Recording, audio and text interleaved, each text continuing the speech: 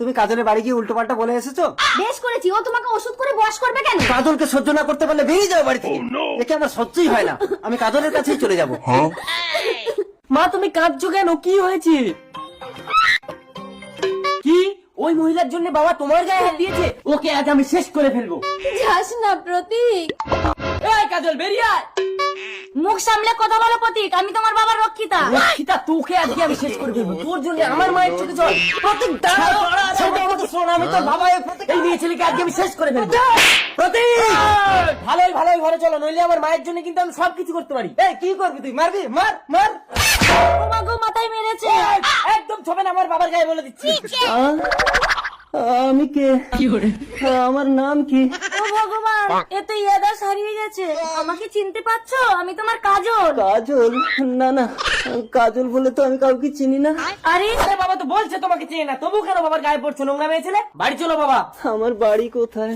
চা, আমাকে চিনতে পারছে না মানে তোর মাকেও চিনতে পারবে না। এ তুই কি করেছিস প্রতীক? তোর বাবা তো আমাকেও চিনতে পারছে না। সবকিছু হয়েছে ওই মহিলাটার কারণে। এই, তুই কি আবার একটা অঘটন ঘটাবি? এবারে যা ঘটবে তাতে বাবার ইয়াদাস ফিরে আসবে মা।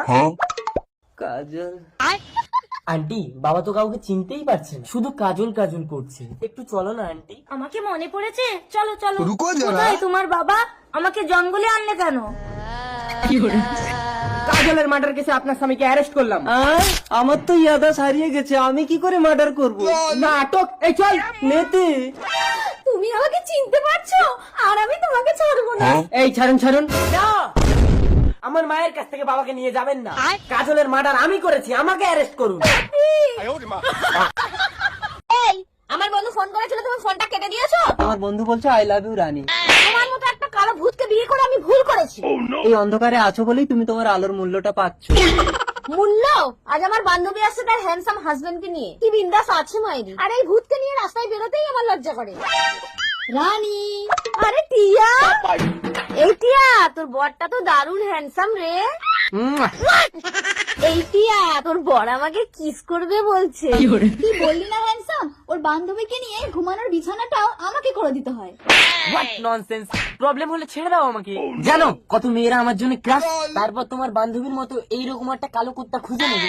হ্যালো মিস্টার জানোয়ার, আমার স্বামীর গায়ের রং না তোমার মাথায় থাকে, আর তোমার এই গায়ের রং না আমার স্বামীর পায়ের তলায় থাকে।